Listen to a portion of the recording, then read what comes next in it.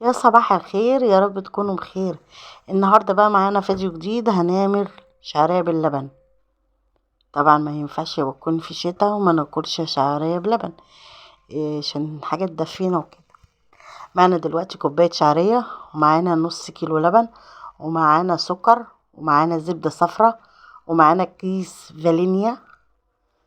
تمام. بس قبل ما نبدأ الفيديو ما تنسيش تعملي لايك، ولو لسه جديدة معانا في القناة تعملي لايك واشتراك عشان يوصلك مننا كل جديد، وتابعينا على صفحتي على البيج آلة سيما. من فضلكم اللايك. دلوقتي انا نزلت بالزبدة.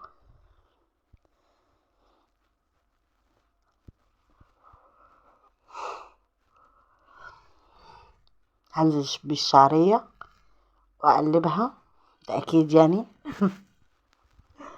صدقوا بالله انا احكي لكم حكاية.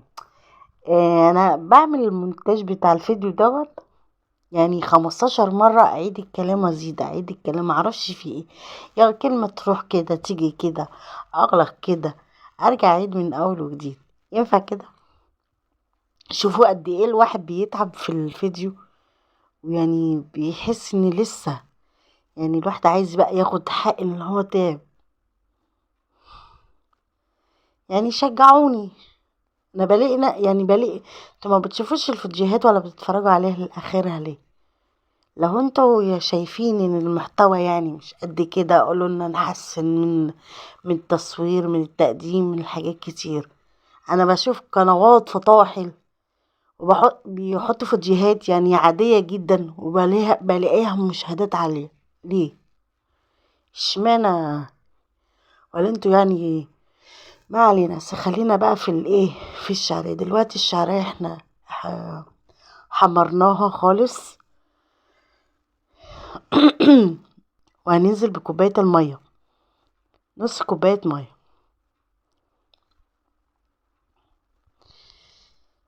وهننزل بالكيس الفانيليا اللي انا قلت لكم عليه، بيدي ريحة وطعم جميلة جدا.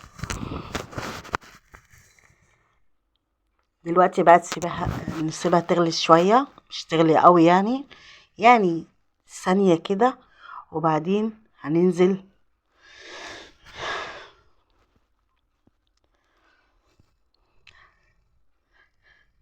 باللبن، نص كيلو لبن.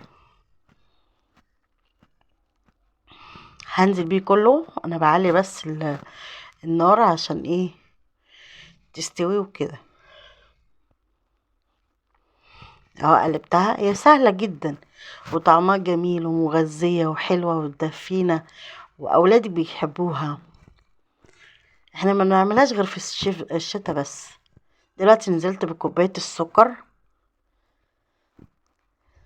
انت بقى على حسب بقى، بتعملها مسكرة قوي، تعملها سكرها بسيط. كل واحد بقى على حسب رغبته.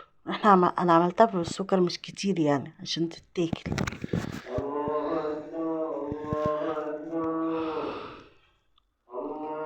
دلوقتي بقى تغلي وكده، وارجع لكم تاني. دلوقتي استوت وبقت جميلة جدا، وابدأ بقى اقدمها في الاطباق. اهو خلصت بقى الشعرية بلبن. شايفين الجمال؟ شايفين الحلاوة؟ لا والتقديم ايه؟ ولا المعالق الطويلة دي؟ اوه روعة. ما تنسوش تعملوا لايك واشتراك عشان يوصل لكم مننا كل جديد.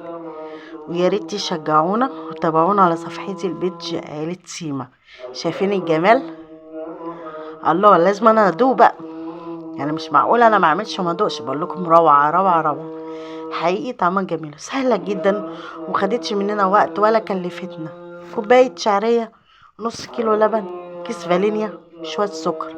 ايه، وعملتي حاجة حلوة تدفي الاولاد. يلا استنونا بقى في الفيديو اللي جاي.